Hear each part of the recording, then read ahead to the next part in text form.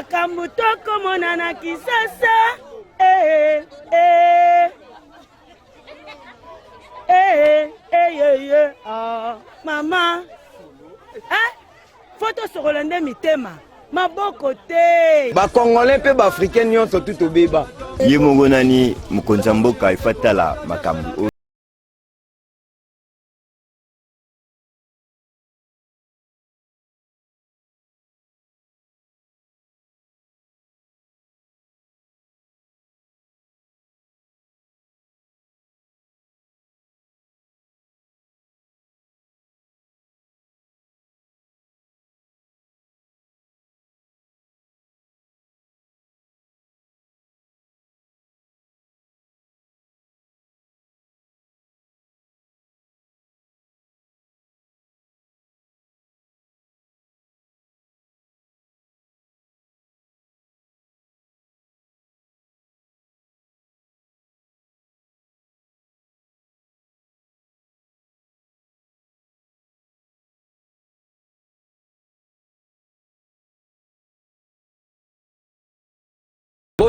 Mbote Nabino Bandeko Balandi.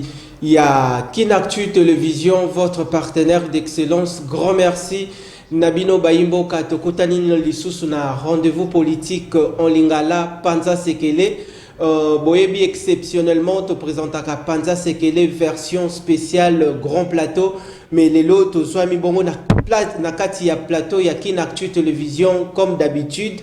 Mais Totombel Bino encore une fois Matondo et puis Boye Malamu Nangongao Bozali Bongo et Belé pona kolanda bongo émission pona koyeba bongo mai politique nini tokosolola à travers Panza Sekele ya mokolo alelo.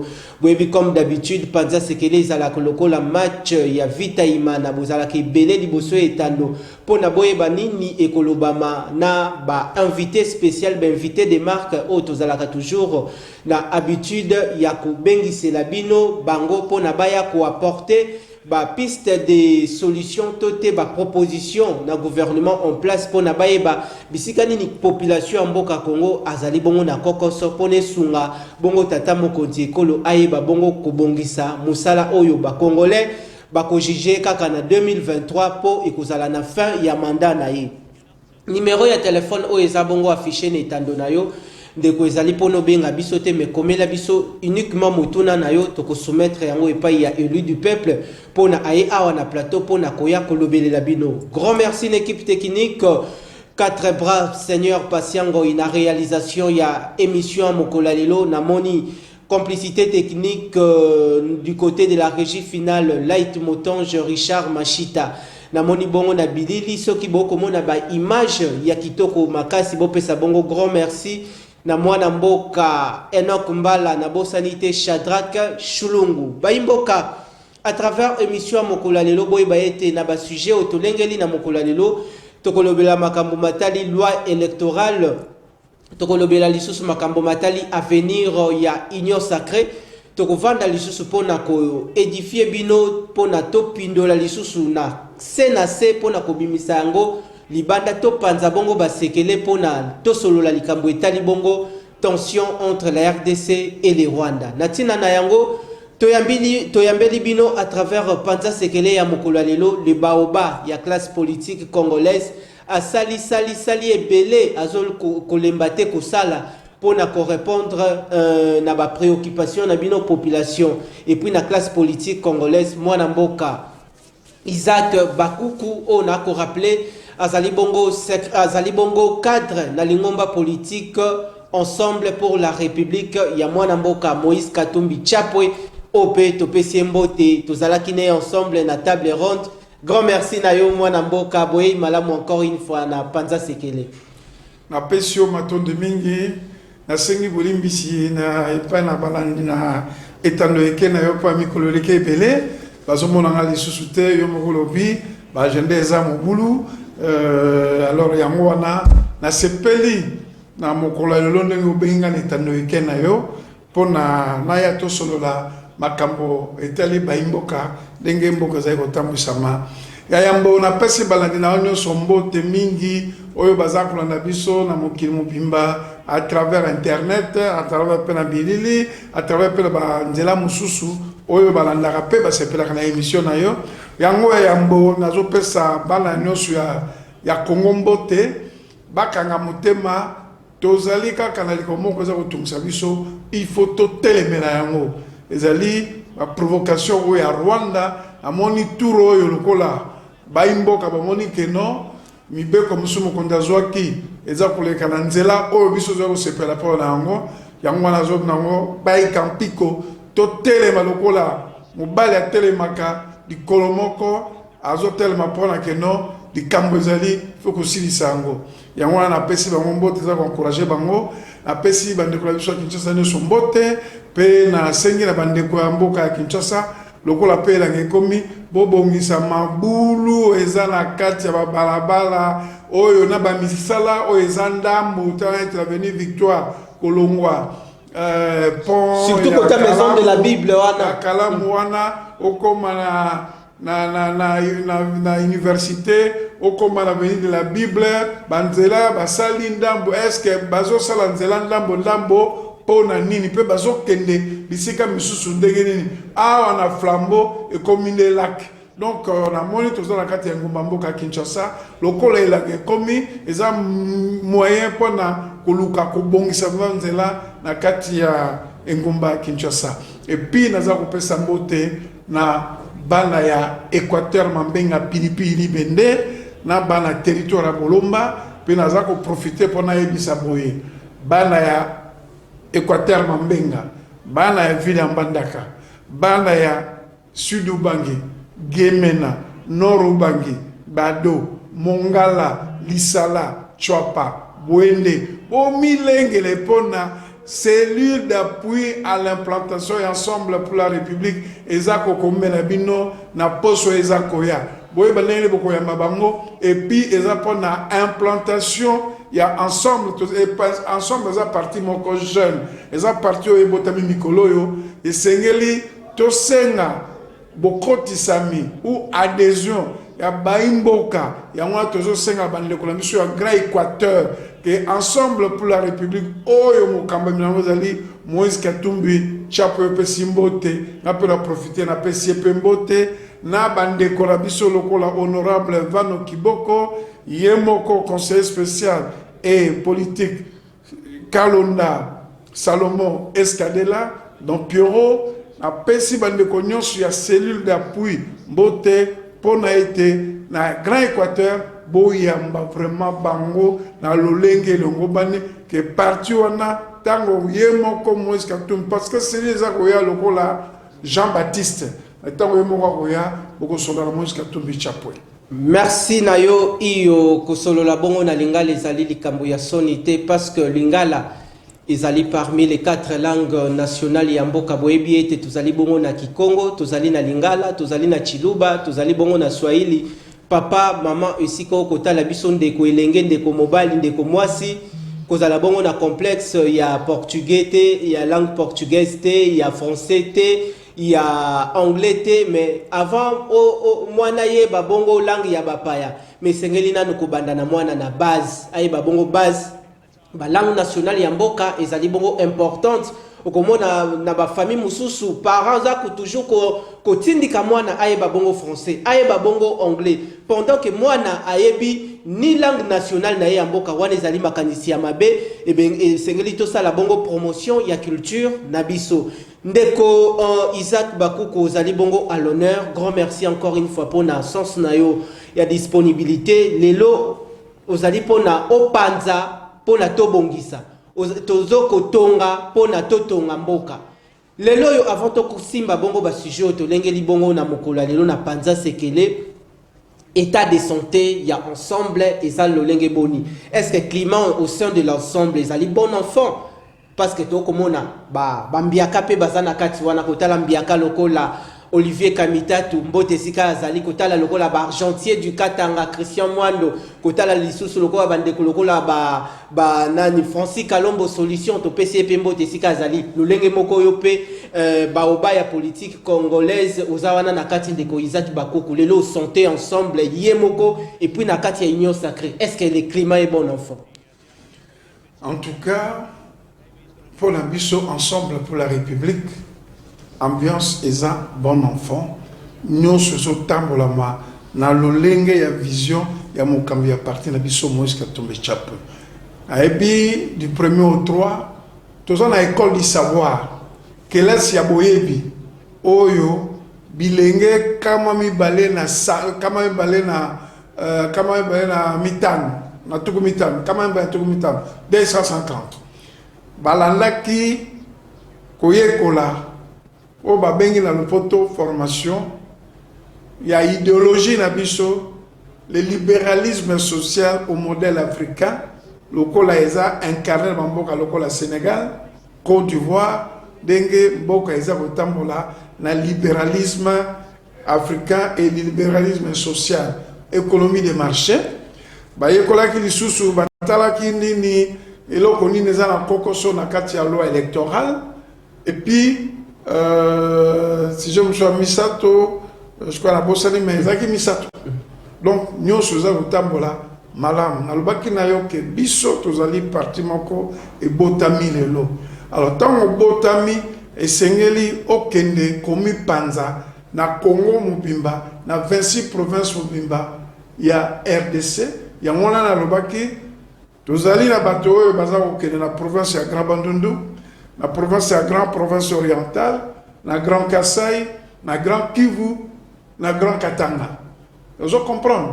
Donc biso problème biso tozana ngokaka mi balé implantation et adhésion parce que na 2023 Sengelito renouvelé ba institution.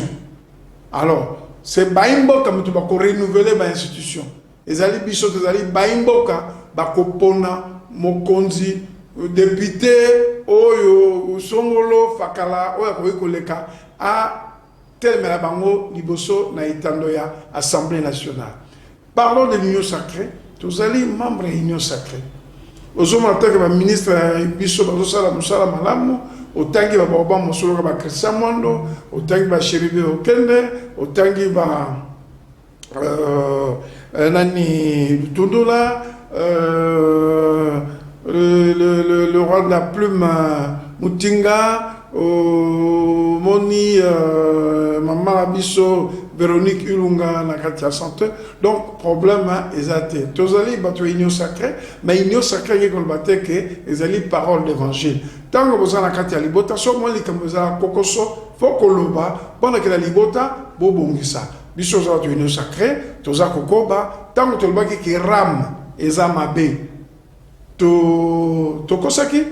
Le los ministre Okenge a collaborateur na soutien au gouvernement va créer société compagnie aérienne Yassika Air Congo et kozala na 6 avions na partenaire moko fiable connu mondialement ezali Ethiopia Airlines tango Air Congo eko tambola drapeau ya RDC et banda kolongwa na Kinshasa et na Paris et na Londres et na Bruxelles et na Dakar et na Abidjan et na Cape Town et na Johannesburg pour na idée moko ya désenclavement ya RDC naza contre Congo Ouest mais na ndenge toza sikoyo na réforme madame Mamunda Salaki basalaki réforme ala muteba tenaki compte na technicité na spécificité de l'entreprise publique ou na historique na ndenge salemaka yango no moni Congo Airways depuis basala ngo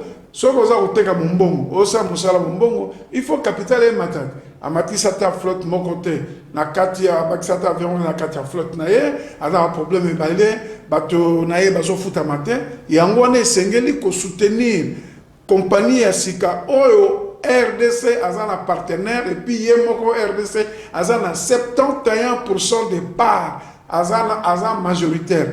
Éthiopie a 49%.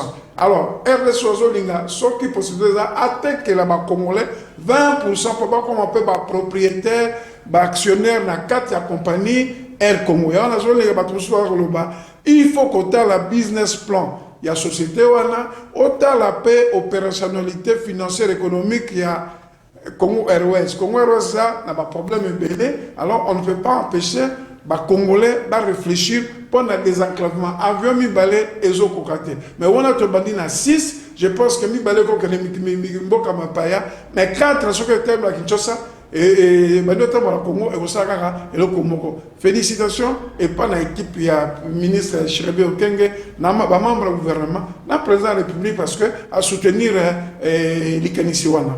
Merci na yo mwana mbokage ezali na ba Kongomani ebele baza kolanda Panza Sekele na mokolo lelo na komona ba appel kokota grand merci pour na particulière attention na bino bandeko bozali kolanda pona boye ba bongo ba vérité nini kolobama na émission mais ezali parole d'évangile te tozali na biso na introduction émission ezali na bangonga ona koki ko bimisa ba missile souterrain de longue portée pona abimisa parce que tolobi ezali bongo Panza Sekele mais Sekele oyo ezobata manase esengeli yende abimisa na kolobebele te malobe pa inaye mwana mboka avant to simba bongo siko makambo matali tension entre la RDC et les Rwanda yango nde motolu ya émission bato ba kozela mais to utaki komona bongo na espace Grand Katanga un forum axé sur la réconciliation totale et la cohabitation pacifique entre les filles et fils Katangé. Tomoni Leloyo Ndeko Joseph Kabila Kabange, Pesa Nimbote na président, il y a ensemble Moïse Katumbi Chapwe. Kala Toebaki, Moïse Katumbi kolekana na plateau ya monene ya France 24 ko tenir ba discours ya mabe contre Ndeko Joseph Kabila Kabange betomoni lelo yo ba se rapport ba sali rapprochement est-ce que lelo to koki koloba ete ba problème nyo surtout entre ba Ndeko nyo surtout espace Grand Katanga et Sili après la table ronde. Merci Ndeko nalingi que bandeko ba confondre te Mboula ta soke beti et katanaka. Ça veut dire que nous ba problème personnel tout ça là bato moko balukaka baluka kimia. Na ko bisayo na polele. Soke zaina batomi balé na Congo ba politicien. O baza mutema minene awa. Ezali Moïse Katumbi na Félix Tshisekedi Tshilombo. Bazana mutema minene. Mutema minene, pe mutema malamu. Kozala mutema munene, kozala mutema malamu. Pendant que peuple a comme na niveau ya kodefaka lipa. Pendant que peuple a comme na niveau ya kozanga ka mai, ya kozanga ka courant. Mais mutema munene nini yo kolobela pendant que passe ezali bongo na mboka. Opposer une question. Pusana. Hein? Opposer une question. Pusana. Opposer une question. Au lobby tension ezalaki na Bakatange. OK. Ngana lobi na yo ke na kati ya Congo oyo. Bato mutema malamu, mutema munene ba mibale. Félix Tshisekedi na Moïse Katumbi Chapwe. Expliquez-vous. Parce que oyebi eloko ba viva. Oyebi eloko ba viva. Na régime oyo kaki. Papa ibeme bakangi pendant 2 ans. Batumbi ba militant na siège Moïse Katumbi batobola ye loko moko boye ba bengana ye ba lobi na ye ki de ba mercenaire aibanda ko astupi azana nationalité congolaise mais c'est le meilleur élu de la République na niveau à Katanga avec 117 000 voix de préférence. Malgré tout ça makoba vivaki balimbisa. Pourquoi? Parce que Nzambe a pesa biso eloko moko ya mutuya. Eloko ya mutuya o Nzambe a pesa biso ezali bolingo. Ezali bolimbisi. Ezali o babengi repentance. Ba vertu o Nzambe atika la biso. Eloko la ba vertu ona eza na kati ya bato la mibale na tangele yo yango wana au monique baï katanga ba constater que bazali un problème entre bango et balingi basilisa makambo wana soki lelo bato basangani mutu nyonso asangani bon balobi oye te bakoloba nini bakoloba mutu a problème eza papa songolo papa fakala parce que oye te pona balinga nyonso baye oye te donc yo mutu za problème bokokina nakati yo tende koyisaki bokokina bino mpe koya bopesani bambote me na ndenge kaka bosepelisa na bino public mais na kati baproblème bafandi na mitema tokoki koloba bongo yo za nzambe te nzambe nde ayebi motema moko na biso ezala ya hypocrisie ezala ya solo biso bato oyo basumuki tomoni kaka oyo bango balakisi biso pe biso tosepeli parce que soki ata tension ezalaki mais ce qui un cran de réconciliation et de l'unité continent entre Kasai et Katanga. Est-ce que ça m'a bien? Awa bandeko la biso ya Grand Kasai ba service hôtel Beratis sous l'auspice ya na Pesembote le sénateur Denis Kambai. Là na sima ya Pain Victoire. Est-ce que le problème est zalaki? Ezalaka. Awa bandeko la nga ya Sankuru bazai koyo kanate. Mais tant que le président de la République a été à Sankuru, il y a des solo la tête, sololi, bakay ba yami mokonze. Problème c'est la mité. Réconciliation, ezara toujours n'a plus valu na kati ya ifandeli. Parce que le vivre ensemble, eza eloko moko ya mutuya onzambe apesa biso. Ata basalo le woko mutasalo likambo. Okoki kolimbisa peut-être au sanité mais olimbisi tant olimbisi nzambe pa yoki ke olimbisi alors makambo wana zokolwana eza makambo entre Katangé et Talibisote et puis j'attire l'attention eza boye eza rapprochement politique te eza makambo bakata si aura un rapprochement politique eza makambo bakatangé bien sûr mais tomoni kaka bandeko mususu bazana ba mususu ba tête mususu bazana kite est-ce que ba problème yo surtout Katangé si problème ça même minandako ba problème tant qu'on le bala basi on le bala moi aussi ba tu sur la famille bazalaka te to polimo ndambo baza ko représenter famille baza représenter famille boy ba kutani ba sololi mukola fete ba tutu ba kutani alors eza rapprochement politique te de triste mémoire ba taxaki à l'époque conférence nationale souveraine ezo salema pour un rapprochement entre le maréchal Mobutu personnel, na papa Etienne Tshisekedi personnel, pour un rapprochement politique. C'était archi faux. Mais les Congolais balobaki, les Zaïro à l'époque balobaki. Mais tant que papa Tshisekedi a tikala qui na position na ye, boyebaki suite.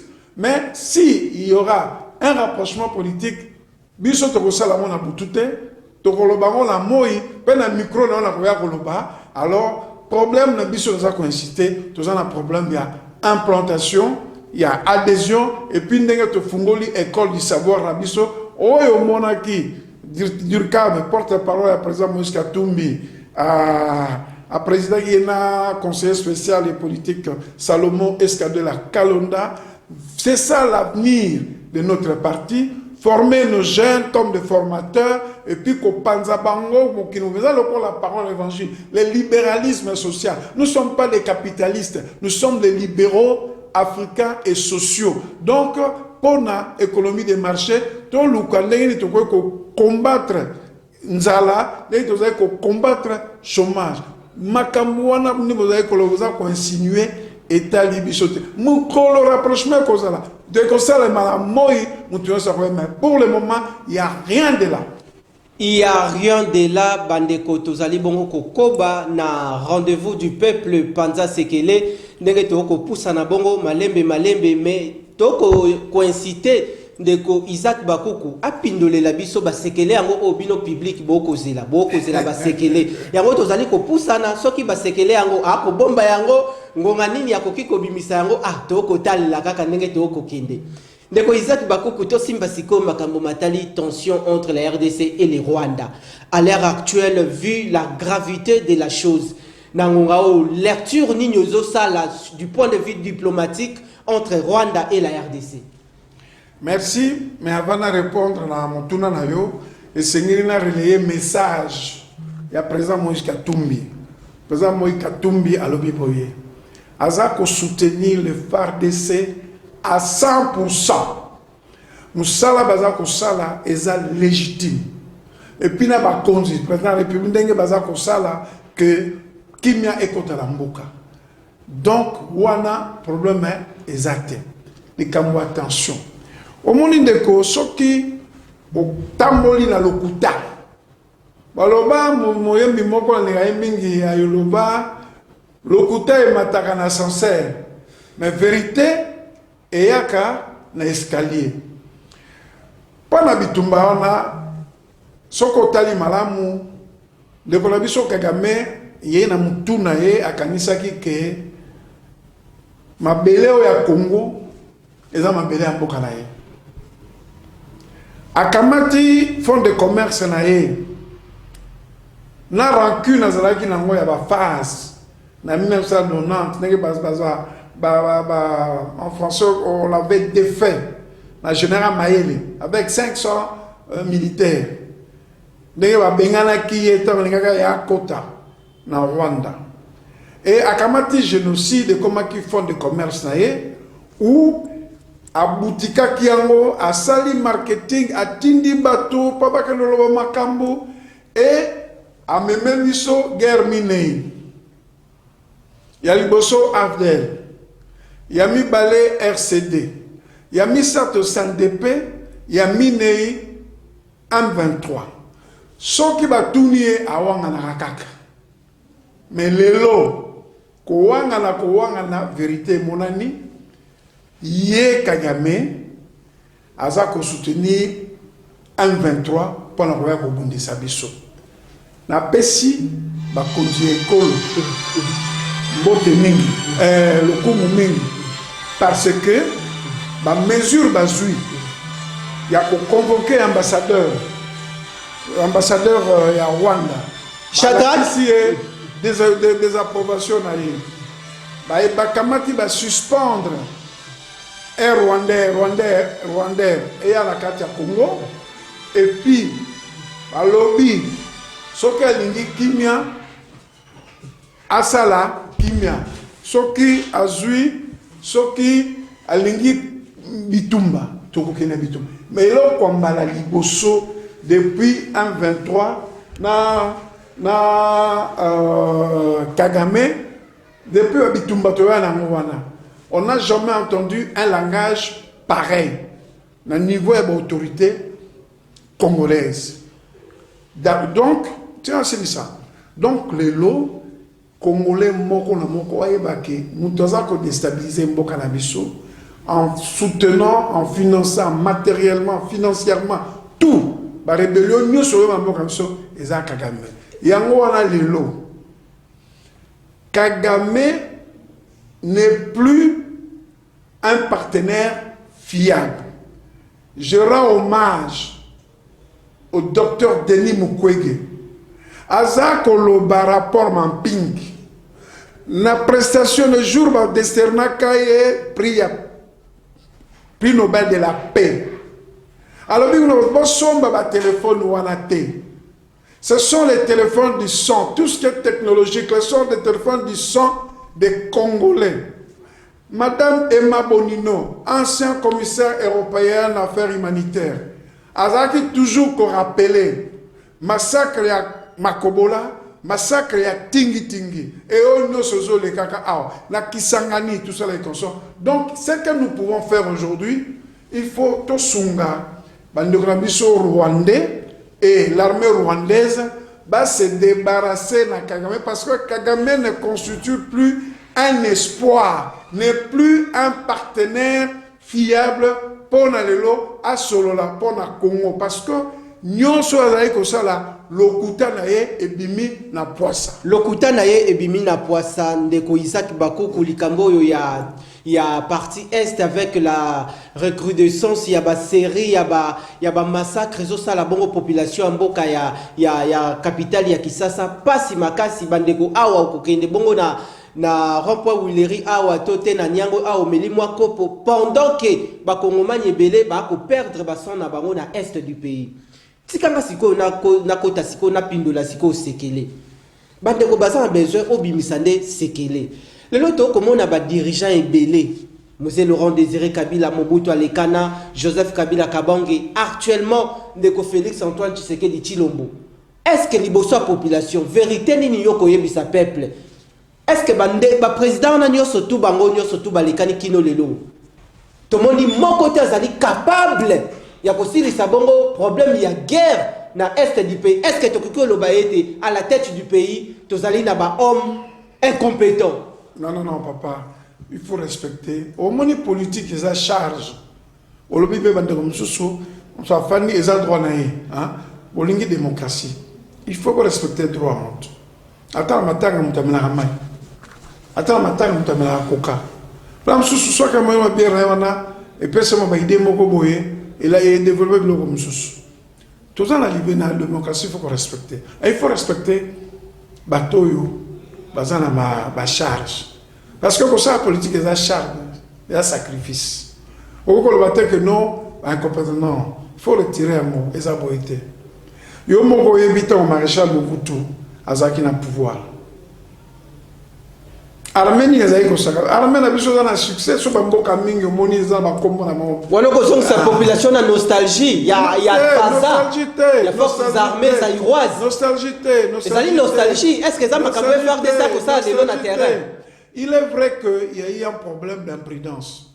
Le service de renseignement à l'époque,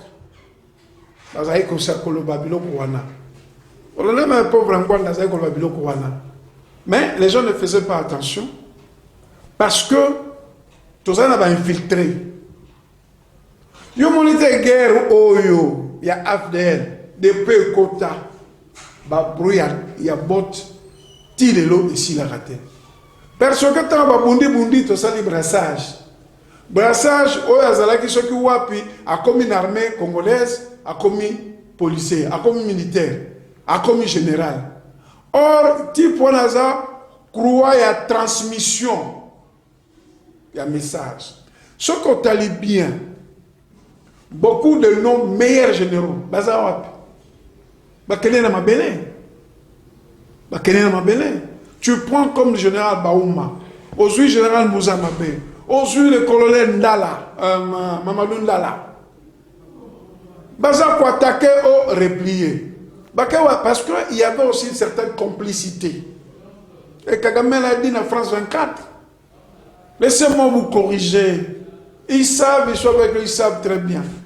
La négociation est en Atine, mais les lots, il faut télémé là, Rwanda. Le président Moïse Malobi, il faut la diplomatie, parce qu'on peut aller à la guerre, parfois la guerre n'apporte pas les solutions. C'est la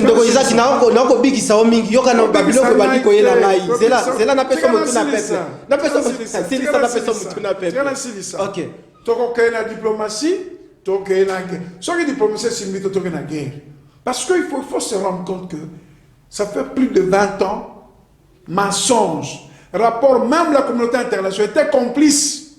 Bapesa biso embargo. Tozana mi ba rébellion na kati amboka, babeta biso embargo. Et je félicite Lutundu là. Tant qu'il y a l'Union africaine, il a pointé le doigt aux responsables. Et puis au monde na Conseil de sécurité, vote négele kake. Alors, les lois makon, les lois ali, toza bomoko, toza la sima mutu azali boso na biso. Ce qui te bunda na Rwanda, to bundi to kele tito silana. Ce que le Bible romain baloba, si wis pakam parabellum. Celui qui veut la paix doit préparer la guerre. Alors, ce qui Rwanda monique, azako continuer pendant qu'on soutenir M23, il doit s'attendre qu'on va aller en guerre. Mais il faut que les Rwandais et les officiers rwandais se débarrasser. Parce que Kagame le rapporte aujourd'hui rien. A commis obstacle même dans Mokili Mobimba. Vous comprenez? Parce que tu as la CPGL, tu as une Afrique nationale et Association Afrique de l'Est. Ça veut dire que tu es comme un partenaire. Et comment toi tu es un partenaire en interne et tu as financé une rébellion contre le partenaire? Donc tu n'es pas fiable. Au commis obstacle.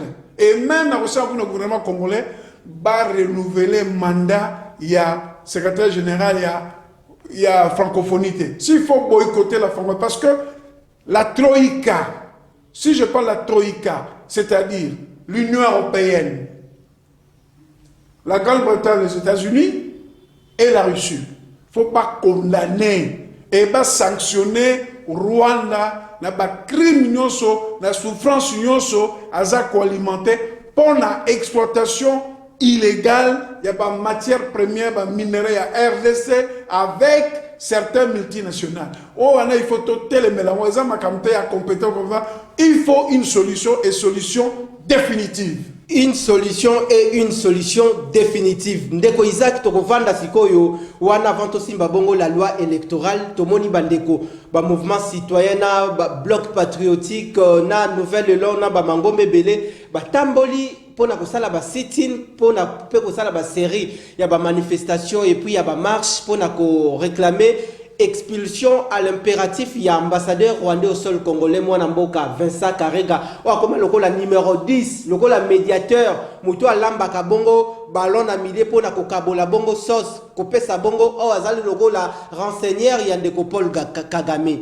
Le loyo, na mikolele kanaki na régime yandeko Joseph Kabila Kabangi, soki ndeko Kabila katisi bongo Rwanda.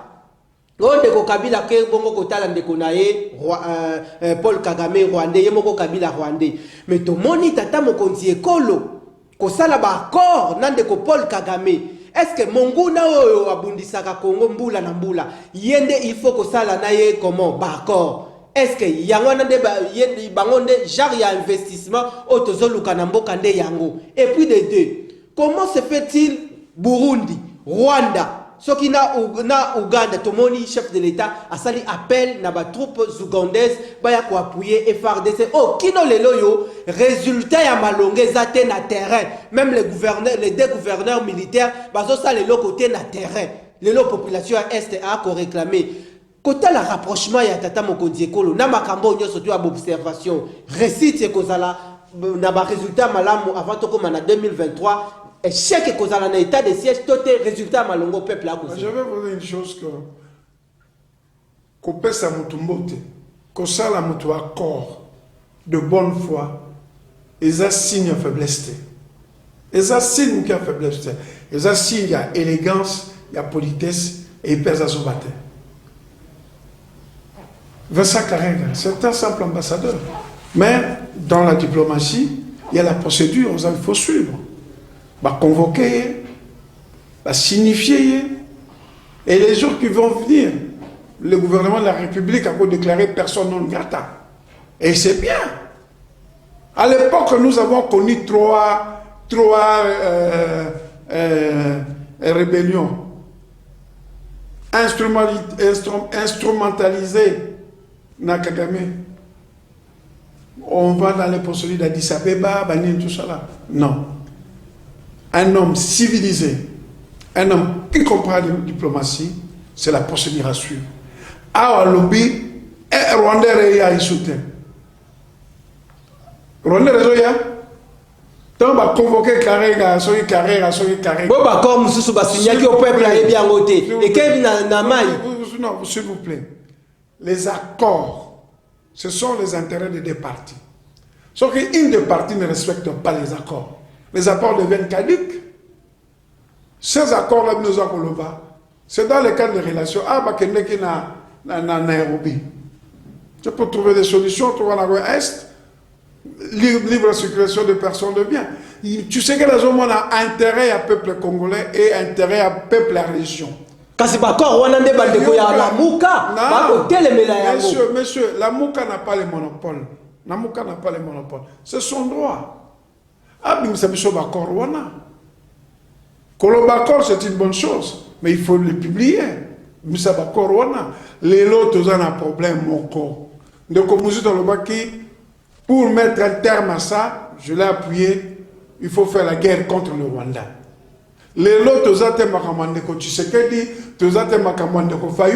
aujourd'hui, c'est la nation congolaise qui est attaquée. Nous tous derrière, FARDC, le commandant suprême, bouter l'ennemi dehors après, tu vois, c'est ça notre philosophie. Est-ce que Bissoza parti à solution. Bissoza parti à Bolingo. Commençons par notre leadership. Il faut trouver la solution et une solution définitive. Et ce qui diplomatie s'inviter, alors parce qu'il s'agit de l'unité nationale, solidarité entre les Congolais par rapport à l'Ikambuya Est. Est-ce que Bino Bandeko ya union sacrée les loyo beaucoup sentir un Nangongao appui ya Bandeko ya opposition, que ce soit Ndeko Fayoul ou que ce soit on n'a même pas besoin de sentir, c'est une obligation naturelle. Le Congolais se sent Congolais, c'est lorsque la République est unie. La République de 2 340 km², c'est ça le RDC, c'est ça le Congo, c'est ça le Congolais, c'est ça la fierté du Congo. Nous devons tous nous battre partout où nous sommes. Nos réseaux, à l'étranger, je ne sais pas, en Europe, en Amérique, nous devons les activer. Parce que Kagame, quelque part, a saccagé la communauté internationale. A saccagé la communauté internationale. Et tout qu'on fait aujourd'hui, il n'est plus un partenaire fiable. Il y a des gens qui Kagame a posé sur suna, n'engé ba katokangi ba militaire naé, na ba carte naé, tout ça les conso. Lui produit pas de coltan, il transforme le coltan, il vend le coltan. Merci Nayon Ndeko Isaac Bakoko parce que tu mettre terme na sujet Oyoto Simba dernier chapitre tozali na yango ba proposition ya suka et pas ya chef de l'État par rapport à la situation ya guerre na ngongao. Non? Ba proposition ya suka. Position ya. Ba proposition ya suka koki ko sala mokonzi mboka pona ko silisa guerre. Non, il n'y a que deux. L'option militaire et l'option diplomatique. Si l'une ou l'autre ne fonctionne pas, on entame l'une qui pourrait trouver des solutions. Mais à lobby, si c'est lui qui veut la paix, on fait la paix. Celui qui veut la guerre, on fait la guerre. Celui qui veut la paix prépare la guerre. Grand merci Tozali Bongo Kopusana na sima ya ngonga. Ndeko Isaac Bakoko makambo mususu ekolekana na Assemblée nationale par rapport à la loi électorale ndenge déjà ba votaki yango mais sans consensus tomoni absence ya ba G13. Bino ensemble position na bino par rapport ya bandeko Délice Sanga kotala ndenge moi ba kwa ke salaki wana nini oza yango kokyo. Nous avions toujours soutenu la proposition de G13. Et d'ailleurs, la proposition encore normale et sérieuse pour une république, la dimension naïe. Vous comprenez? Et déjà, le niveau, il y a publication des résultats bureau par bureau. La loi actuelle, Ezanakati, Nanga à Boya Kiyango, à celle-là Kiyango. Mais, Bolobito, c'est l'élection démocratique, libre, inclusive et transparente. Mais pourquoi aujourd'hui, par exemple, Kolinga a écarté publication des résultats bureau par bureau et dans le site Yasseni? Parce que publier résultats bureau par bureau, et ça gage, il y a transparence, il y a des résultats électoraux. Parce qu'on a bureau de vote, ça a 500 électeurs ou 1000 électeurs. À partir du bureau, on a sali dépouillage. Ndeko Langai pendant ce qu'il est a joué 50, Ndeko Isaac a joué 60, Ndeko Kasongo a joué 20, Ndeko Boloko a joué Boy. Tu comprends? Donc, et ça gage la transparence. Moto to critica qui to stigmatisa qui. Na loi électorale on a tika ki yango. Mais question monsieur Cezali bandeko ya ba G13 par rapport ya démarche au ba ko sala ba ko bindinga esusu ko vanda na ba plénière te ba lobby ba sala ki 18 propositions mais commission et resali examen et retenir kaka 5 côté la bongo ba lobby te ba ko telemela o ezali bongo forcing oyo birombo so esali pona ko tailler sur mesure loi électorale oyo pona ko pesa faveur na ndeko Félix Antoine Tshisekedi Tshilombo déjà en 2023 a remporté les élections. Non mais eza responsabilité ba député la biso. La règle du droit est générale, impersonnelle et abstraite. Ils peuvent aussi se tirer la balle sur le pied. Il faut voter une loi consensuelle qui concerne tout le monde. Changer, suppléance, c'est la famille, tout ça là. Mais les Cambodges, c'est publication. Soit bazar ko boya publication bureau par bureau, ça veut dire que on est en train de préparer une tricherie. Bisso, vous savez, moi je suis un enfant de l'opposition. Depuis 1989, je me suis battu toujours pour un état de droit, un état de liberté. Et un état démocratique, c'est la transparence, c'est le respect. Basala ramibe kote pona mutu. Basala ramibe ko pona mutu nyonso. Etala yo etala eza pona mutu nyonso. Parce que les lots, pour nani baza ko boya publication bureau par bureau. Et là on dit les autres parce qu'on a loi actuelle les alliés. Autre traitant qui est dictateur machin, on doit traiter de tous les noms des oiseaux. Il a laissé ça. Nanga n'a pas voulu faire ça. Mais ils gage la transparence. Les multiples crises.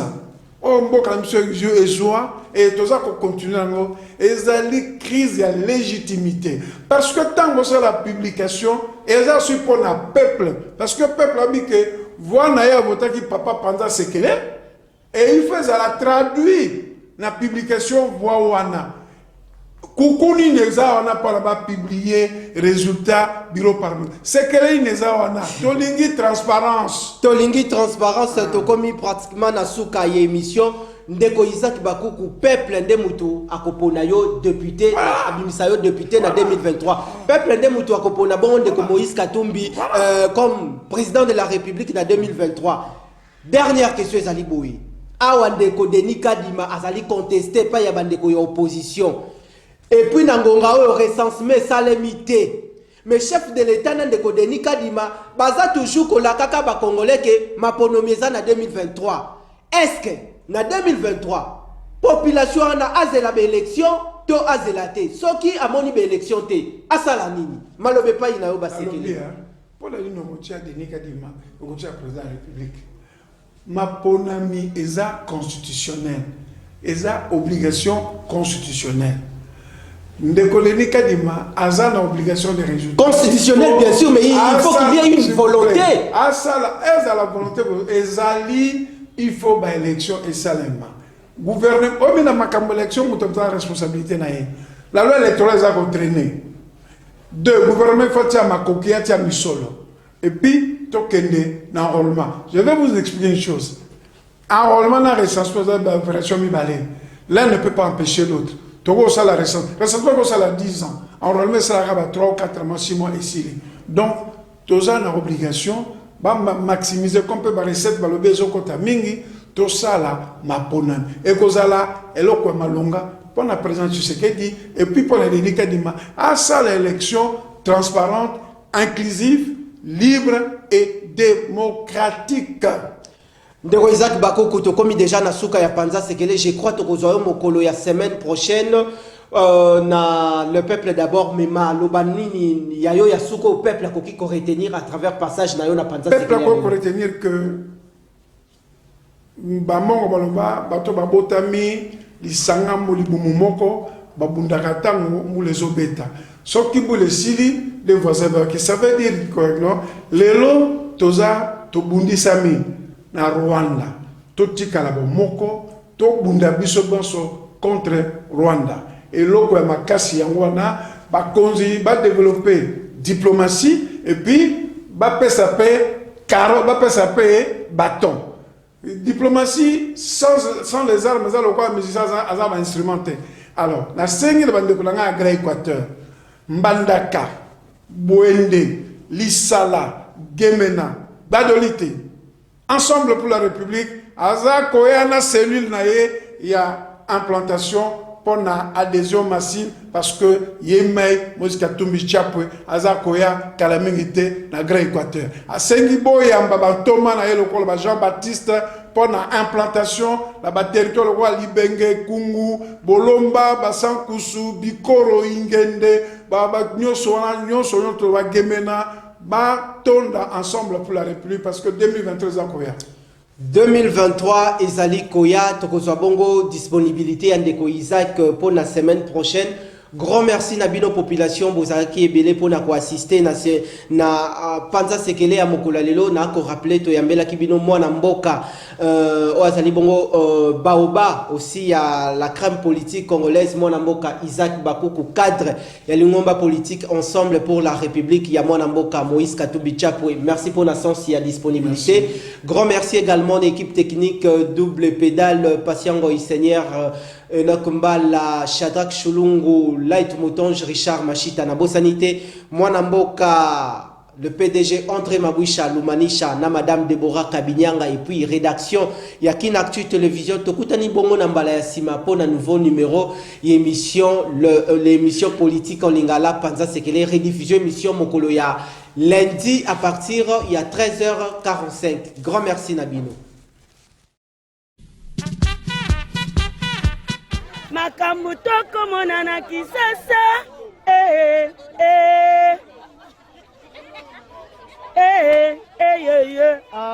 mama photo sokolande mitema maboko te ba congolais pe ba africain nyonso tout obeba ye mongo nani mokonza mboka ifatala makambo oyo